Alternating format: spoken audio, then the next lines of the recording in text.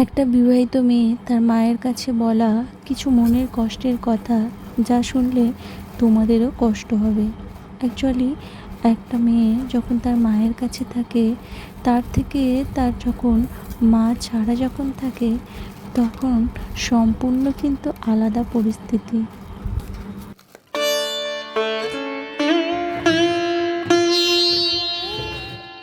যখন সবাইকে গরম করা খাবার দিয়ে আর শেষে যখন ঠান্ডা খাবার নিজে খায়, তখন তোমার কথা খুব মনে পড়ে এবং তোমাকে খুব মিস করি। আর তখন মনে মনে অনেকটাই কেঁদে ফেলি, কারণ তখন তো আর জোরে জোরে কাঁদতে পারবো না, কারণ আমার কাছে আমার মা এখন নেই।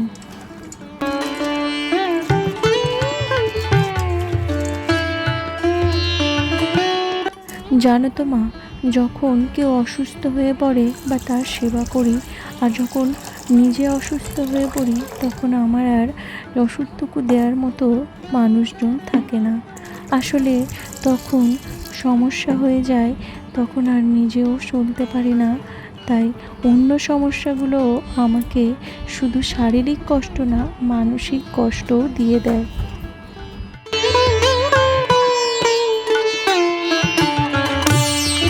আসলে সবার চাহিদা পূরণ করতে করতে নিজেরও যে কিছু চাহিদা, কিছু ভালো লাগা থাকে, সেগুলো বুঝে উঠতে পারি না, যেগুলো মা আমাকে খুব সুন্দর করে বুঝতো।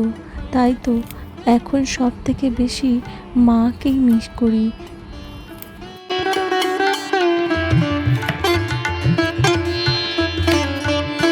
নিজেকে মাঝে মাঝে সাজিয়ে গুছিয়ে রাখতেও ভালো লাগে না। যদি বিয়ের আগে মায়ের সামনে যদি একটু অগোছালো হয়ে থাকতাম, চুলটা যদি না আঁচড়াতাম, তখন মা বলে উঠতো, তোকে যেন কেমন একটা লাগছে, চল আর চুলটা আঁচড়ে দিই, একটু ভালো করে সেজে গুজে থাক না, দেখবি মনটাও ভালো লাগবে। সেই ভালো লাগার কথাটাও যেন মিস করি, যেন আর কারোর মুখ থেকে সেই কথাটা যেন আর শুনতে না পাই, পাচ্ছিও না, আর পাবো না হয়তো। কিন্তু যখন মায়ের কাছে যাই, তখন আবারও শুনি, কিন্তু কি হবে, সে তো 1-2 দিনের খেলা, 1-2 দিন হলে কি আর মায়ের আর ওগুলো মনে থাকে? তখন মায়ের কাছে গল্প অন্য কিছু হয়ে যায়। তুই কি করছিস, তোর শ্বশুর বাড়ির লোকজনের খেয়াল রাখছিস, এইসবই গল্প। তখন আর মা আমার আর সেই নিজের দুঃখের কথা বা নিজের ভালো লাগার কথাগুলোকে আর শুনতে যায় না।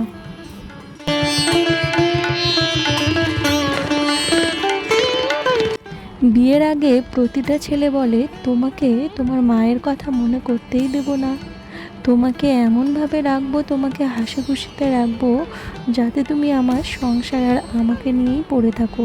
সত্যি কথা বলতে, মায়ের অভাব কেউই পূরণ করতে পারে না। এটা ঠিকই, একটা সময় মনে হয় মায়ের পরে যদি কাউকে, মা বাবা দুজনকেই, কারোর পরে তার পরে যদি কাউকে যদি আগলে ধরার মতো মানুষ থাকে, সেটা হচ্ছে স্বামী।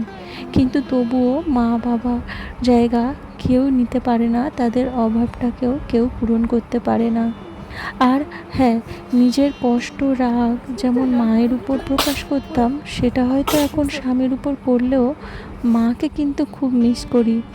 মায়ের উপর রাগ করলে সেই অনুভূতি বা তাদের কোনো প্রতিক্রিয়া একরকম, আর স্বামীর উপর রাগ করলে তার প্রতিক্রিয়াও একরকম। তাই সত্যিই মাকে খুব মিস করি। একটা বিবাহিত মেয়ে সত্যিই তার বিয়ের পরেই তার মাকে মিস করাটা একটা অন্যরকম ব্যাপার, যেটা একটা বিবাহিত মেয়েই বুঝবে।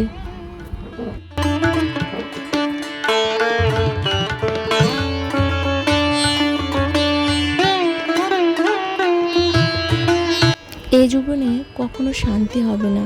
শান্তি তো তখনই পেতাম যখন খুব কষ্ট হলে, খুব রাগ হলে মায়ের কাছে সেগুলো প্রকাশ করতাম।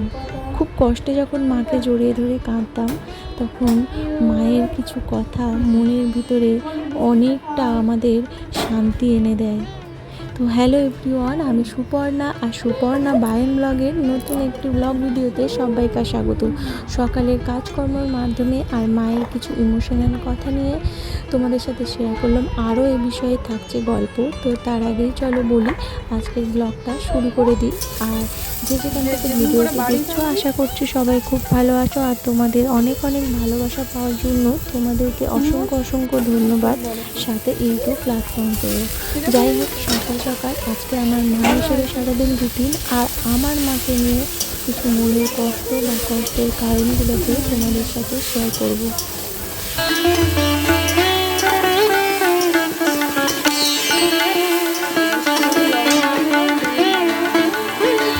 সারাদিনে কাজকর্ম তো তেমন ছিলই না, বা হয়তো নিজের পড়াশুনোটুকু করাই কাজ থাকতো। সেটুকুনি করেও যখন মায়ের সামান্য একটু কিছু কাজ করে দিতাম, তখন মায়ের কত হাসি, মায়ের একটু হলেও মনে শান্তি লাগতো যে আমার মেয়ে আমার এই কাজটুকু আমাকে এগিয়ে দিয়েছে। এরকমই কত ঘটনা, ছোট ছোট মিষ্টি ঘটনা আমাদের স্মৃতি হয়ে এখন রয়ে গেছে, যা এখন হাড়ে হাড়ে টের পাচ্ছি। যদিও এখন একটি মেয়ের মা, তো সেই কষ্টটা পরেও যে অন্যরকম হবে না তাও বুঝতে পারি, কারণ আমিও যেমন মেয়ে আর আমি আবার একটা কন্যা সন্তানের মা।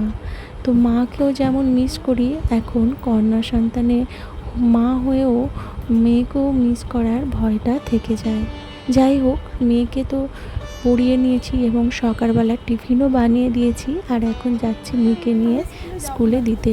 তো তারপরে আমি আর তেমন শ্যুট করি না, তো মেয়েকে স্কুলে দিয়েই আমি চলে এসেছি।